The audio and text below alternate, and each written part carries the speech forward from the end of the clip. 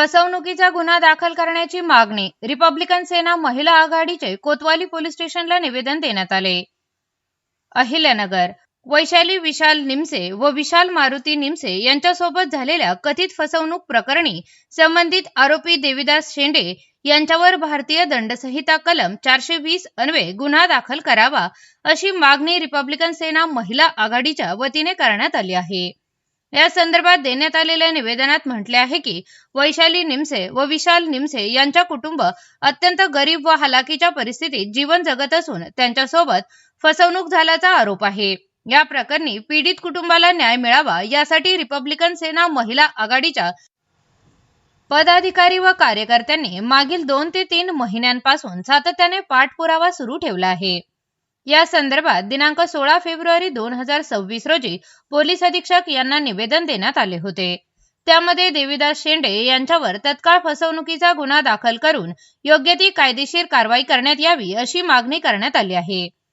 तसेच दिनांक 7 मार्च 2026 रोजी वैशाली विशाल निमसे यांनी दिलेल्या जबाबाची प्रत देखील या निवेदनासोबत जोडण्यात आली आहे। या निवेदनावर सुनील शिंदे, बाळू वाघमारे, वैशाली निमसे, मंगल बरकडे, सुनीता शिंदे, सचिव महिला आघाडी, नेहा जावळे, सविता कवडे आणि बबिता शिंदे यांच्या स्वाक्षऱ्या आहेत। मी राणा श्रीकृष्ण नगर केडगाव देविदास शेंडे यांच्याकडनं व्याजाने पैसे घेतले होते। त्यांना त्यांचं व्याज 9 महिने देण्यात आलं। त्यांनी असं करून माझ्या मिस्टरांना टॉर्चर करून माझं राहतं घर त्यांनी त्यांच्या चुलत भावाच्या नावावर संतोष शेंडेच्या नावावरती केलं। आता आम्ही इथं गुन्हा दाखल करायला आलो होतो कोतवाली पोलीस स्टेशनला। तिथले त्यांनी काय माझा गुन्हा दाखल करून नाही घेतला PI गायकवाड साहेबांनी। तर आता माझा गुन्हा त्यांनी दाखल नाही केला। त्यामुळे मी 16 तारखेला आमरण उपोषण करणार आहे SP कार्यालयासमोर पोरांसोबत मुलं बाळांसोबत। प्रशासनाकडे ताई तुमची मागणी काय आहे? तो पोलीस आहे म्हणून पोलिस त्याला पाठीशी घालू राहिली। आता जर कारवाई नाही झाली तर काय पुढची भूमिका काय राहणार? आता कारवाई नाही झाली तर आता मी 16 तारखेला उपोषण करणारच आहे। माझ्या मुलाबाळांसोबत जे काही होईल ती सगळी प्रशासनाची जिम्मेदारी त्याच्यावर कारवाई झाली पाहिजे। ठीक आहे। कोतवाली पोलीस स्टेशन मध्ये आलेली होती। गेल्या 1.5 ते 2 महिन्यापासून आम्ही वैशाली विशाल निमशे आणि विशाल मारुती निमशे ह्या मराठा कुटुंबातले एक अत्यंत गरीब कुटुंब आहे। ह्या कुटुंबाने अहिल्यानगरमध्ये कार्यरत असलेला देविदास शेंडे हा पोलीस कार्यामध्ये आहे। त्यांच्याकडून ह्या कुटुंबाने 5 लाख रुपये व्याजाने घेतले होते। त्यांना 5 लाख रुपये व्याजाने 5 लाख रुपये पूर्ण न देता 4.5 लाख रुपये यांच्या विशाल निमशे याच्या फोनपेवर टप्प्याटप्प्याने त्यांनी 4.5 लाख रुपये त्या ठिकाणी दिलेले आहेत। आणि त्यानंतर लगेच त्यांनी यांच्या कुटुंबाकडून 9 महिने 30-35 हजार रुपये असे मिळून त्यांच्याकडून 3.5-4 लाख रुपये असं व्याज घेतलं गेलं। ज्यावेळेस या कुटुंबावर अत्यंत वाईट परिस्थिती आली, ह्या परिस्थितीमध्ये त्यांना देविदास शेंडेला व्याज देऊ शकले नाही।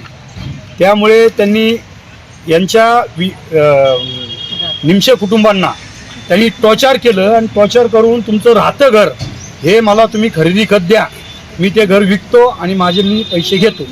त्यांचा चुलत भाऊ असलेला संतोष शेंडे याला त्यांनी खरेदी खत दिलं। यांना त्या पराग बिल्डिंगला त्या ठिकाणी बोलवून घेतलं।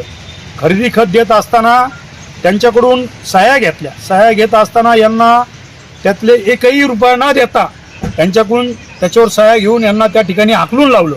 आणि त्यानंतर यांना समजलं की आमच्या सह्या घेऊन आमचं घर याला त्या व्यक्तीने आमच्याकडून बळजबरीने खरेदी करून घेतलेलं आहे। अक्षरशः एक मराठा समाजातलं एक कुटुंब, गरीब कुटुंब, आज तिचे लहान मुलं हे रस्त्यावर आलेले। आम्ही रिपब्लिकन सेना सरसेनानी अनिलराज आंबेडकर साहेब यांच्या देखील मी ही गोष्ट त्यांच्या देखील निदर्शनास आणून दिली। त्यांनी देखील सांगितलं की त्याच्यावर गुन्हा दाखल करा।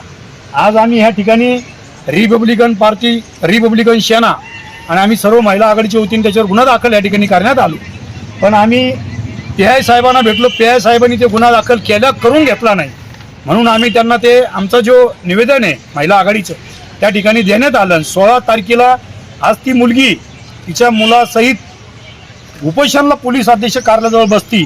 तिच्या संघ सर्व महिला आघाडीतले कार्यकर्ते रिपब्लिकन सेनेचे कार्यकर्ते त्या ठिकाणी उपस्थित राहतील आणि तिला न्याय दिल्याशिवाय आम्ही स्वस्थ बसणार। पोलीस प्रशासन गुन्हा कारण की तो समोरचा आरोपी पोलीसच आहे।